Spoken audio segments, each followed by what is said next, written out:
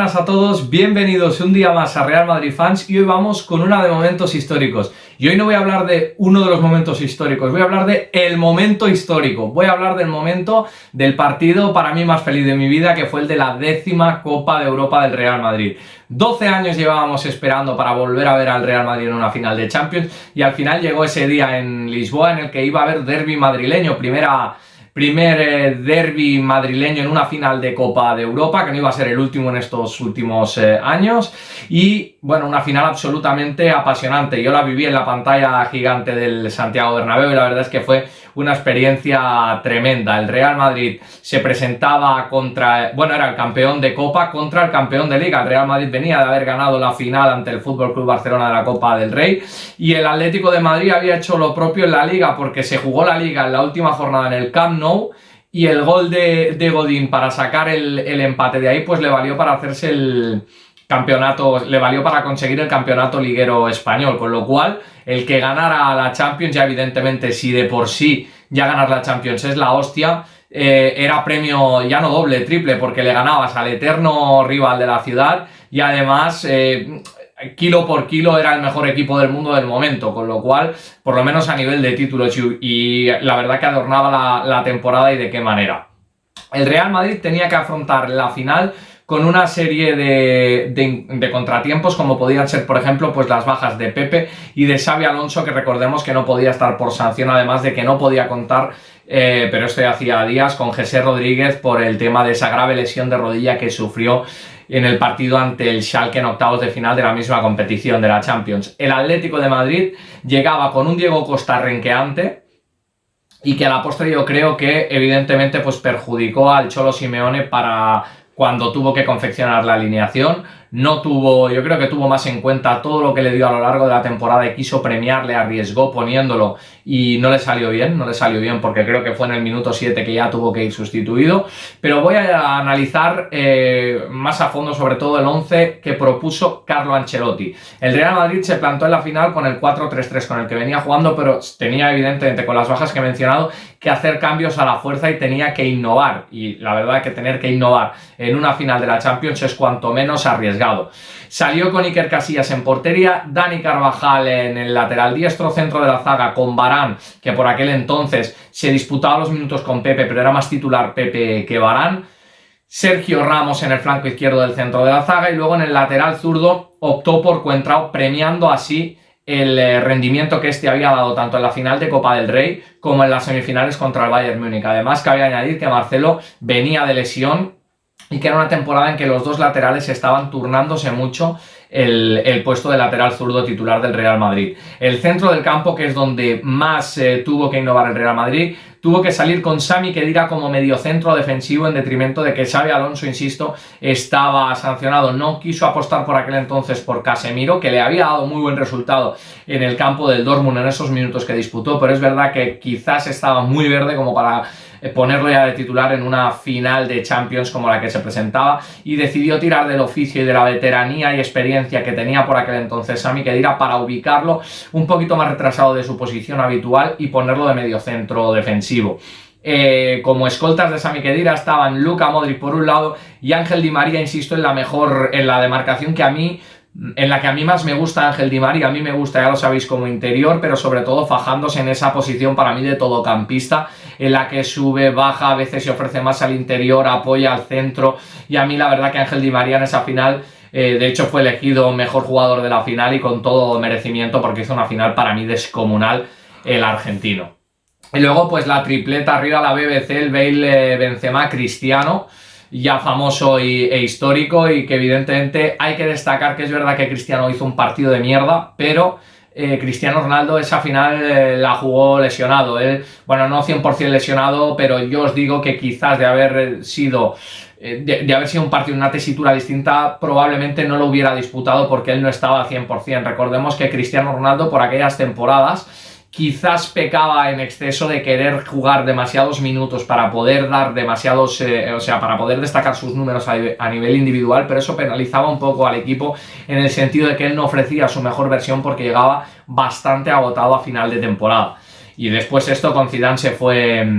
se fue haciendo de una forma diferente. Zidane consiguió hacer que Cristiano Ronaldo viera con buenos ojos el ir teniendo más descanso y el ir dosificándose, y eso ayudó a que Cristiano en otras temporadas pudiera llegar al final con unos números bestiales y pudiera ofrecer un rendimiento todavía más decisivo que el que venía teniendo. En cuanto al partido, pues el Atlético de Madrid se encuentra enseguida con el percance de Diego Costa, pero por contra, y esto perjudicó evidentemente al Real Madrid en un saque de esquina, en una salida de Iker Casillas, que yo no sé dónde cojones iba el portero del Madrid, en uno de los pocos errores graves que se recuerda de Iker Casillas con la elástica del Real Madrid. Va por uvas y Diego Godín llega a un remate y el balón acaba en el fondo de las mallas para poner el 1-0 de un Atlético de Madrid en una final en la que no hizo absolutamente nada. Lo único que hizo para mí bien fue que supo aprovechar una debilidad del contrario, que eso sí que es algo que el Atlético de Madrid sabe hacer muy bien. Ofreció su fútbol rácano y conformista como venía haciendo el Cholo Simeone, pero sí es verdad que era un fútbol muy efectivo y que además era el equipo que mejor defendía de Europa, y eso es así. Era muy difícil entrar y penetrar en la defensa del Atlético de Madrid como para poder hacerles daño, y se dedicó a hacer su fútbol. Al final se llegó al descanso, el Real Madrid sí que intentaba dominar, intentaba llegar, pero no daba con la tecla como para poder hacerlo, y al poco de iniciarse la segunda parte, Carlo Ancelotti decide darle un vuelco táctico al Real Madrid y hace dos cambios que a la postre yo creo que sobre todo uno de ellos iba a resultar decisivo. Hizo un doble cambio en el que entró Marcelo por Fabio Contrao para darle, porque al final Marcelo es un lateral mucho más ofensivo e incisivo que Fabio Contrao para poder acometer llegadas, y el Real Madrid tenía que arriesgar y dejarse de intentar no encajar. El Real Madrid tenía que ir a degüello a por su rival, y por ello hizo estos dos cambios. Por un lado el de Marcelo, que ya he comentado, y por otro el de Isco por Sami Khedira, de manera que yo creo que el Real Madrid pasó a jugar con un 4-4-2, en ocasiones 4-2-4. ¿Por qué? Porque a la hora de defender yo creo que el Real Madrid jugaba con el doble pivote formado por Modric e Isco. Imaginaos qué doble pivote, los dos centrocampistas quizá más ofensivos que tenía por aquel entonces el Real Madrid.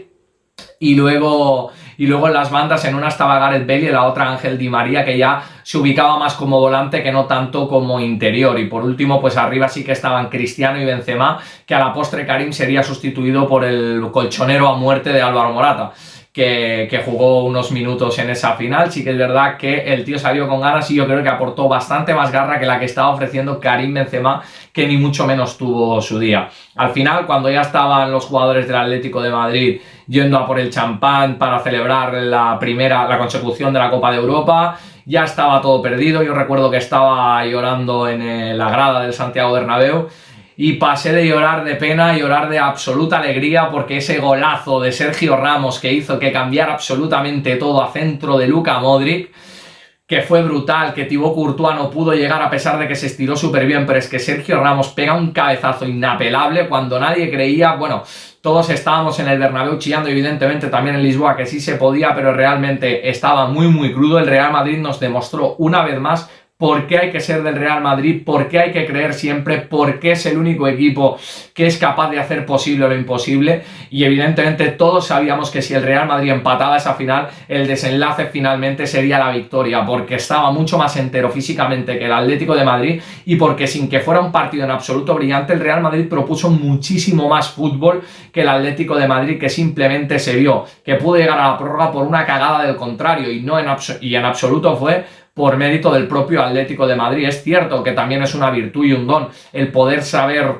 sacar tanto partido a las debilidades del rival, pero me parece un poquito rácano, y no lo digo de verdad porque sea el Atlético de Madrid, sino por el fútbol que a mí me gusta, el simplemente conservar el 0-0, aprovechar una cagada del rival. Oye, es lícito, y es respetable, y no entraremos en que es un equipo que da muchos palos, pero es verdad que lo que a mí más me gusta del Atlético de Madrid es la solidez defensiva que tiene este equipo y lo contundente que es atrás, como para que resulte una misión prácticamente imposible el meter gol. Evidentemente con el 1-1, aparte de que por fuerzas el Real Madrid llegaba mucho mejor y mucho mejor físicamente, a nivel moral es una hostia para el Atlético de Madrid tremenda cuando ya te has visto campeón, que te haga eso un Real Madrid que sabes que se va a venir absolutamente arriba, y como no iba a ser de otra manera en la prórroga, el Real Madrid machaca al Atlético de Madrid. Hay que decir también que en la primera parte de la prórroga el Atlético de Madrid todavía aguanta un poquito las acometidas del Real Madrid y no se produce ningún gol, pero después en la segunda parte de la prórroga es así, que Di María se inventa una jugada brutal en la que hace como una especie de croqueta para irse por banda, poner el centro para que llegue Gareth Bale, y Gareth Bale en esa especie de rechace que se produce llega, se eleva por encima de Toby Alderweireld, el que ve absolutamente en primer plano cómo entra el 2-1, se esfuma el sueño de la Copa de Europa para el Atlético de Madrid, lo acerca al feudo y a la afición madridista, se acerca a Cibeles. Y ya lógicamente con el 3-1 de Marcelo que llega, yo creo que Courtois se come un poquito el gol de Marcelo, pero yo ya creo que el Atlético de Madrid ya había dado absolutamente su brazo a torcer. Llega el momento en que Marcelo aprovecha una cabalgada y mete un gol que tenía absolutamente merecidísimo, que celebra llorando, yo creo que por la rabia de no haber podido ser más importante hasta el momento para el Real Madrid en una temporada tan especial. Y yo creo que lógicamente Marcelo, por lo que había pasado y por lo que después ha significado para el club, merecía absolutamente tener protagonismo en esa final, y se merecía, yo creo, más que nadie ese gol. Quizás el que también se mereció un tanto por el partidazo que hizo fue Ángel Di María, pero bueno, es cierto que se llevó el MVP con total merecimiento. Y luego, por último, para cerrar la rúbrica esa final, el gol de Cristiano Ronaldo para poner esos 17 goles, como 17 soles, que metió CR7 desde los 11 metros. No podía faltar a su cita con el gol, aunque fuera desde el punto de penalti, habiendo jugado, insisto, una final bastante paupérrima. Pero 4-1 para el Real Madrid. Hay que decir evidentemente que el resultado puede sonar muy abultado, pero que es cierto que el Atlético de Madrid nos lo puso muy complicado, que fue una final absolutamente apasionante en cuanto a nivel de emoción, mucho más que de fútbol. Creo que fue además la manera en cómo se hizo, más que aparte el hecho de conseguir la décima. Yo creo que algo que tocó muchísimo en el corazón de los madridistas, o por lo menos hablo por mí, fue la forma en que se llevó a cabo la consecución, el hecho de tener que estar remando río arriba prácticamente todo el partido, sobreponiéndonos ya desde el primer minuto a tener que jugar con una alineación que realmente no era la que más nos beneficiaba por todas las bajas que habíamos tenido, la manera en cómo no dejamos de creer y cómo estuvimos ahí empujando hasta el final, toda la emoción que vivimos, y luego evidentemente cómo se vio recompensado en la segunda parte de la prórroga, donde ya fueron cayendo los goles debido al bajón anímico, más que físico incluso, yo diría, del Atlético de Madrid, donde el Real Madrid sí que hizo sangre, puso ese 4-1 y bueno, nos hizo vivir, yo creo, una noche absolutamente inolvidable a todos los madridistas. Yo desde luego recuerdo perfectamente estar en Cibeles con una cogorza importante, celebrándolo hasta las 6 de la mañana, luego evidentemente al día siguiente yendo al ayuntamiento para ir a ver a los jugadores. Y la verdad que una de las experiencias más bonitas que he tenido yo como aficionado al Real Madrid. Bueno, hasta aquí este momento histórico. Espero que me contéis vosotros cómo vivisteis ese día, qué os pareció la final, si os pareció justo que Di María fuera nombrado MVP del partido, si creéis que se merecía ese golazo que metió Sergio Ramos, si creéis que la Champions le debía una a Sergio Ramos, como él mismo dijo. Comentarme qué os parece, si creéis que el Atlético de Madrid planteó bien la final, si hizo bien de jugar sus cartas de esa manera, si tuvo muy mala suerte. Contarme qué os parece ese momento, qué hicisteis ese día, darme like, darme vuestras recomendaciones, suscribiros y nos vemos en el siguiente. ¡Hala Madrid!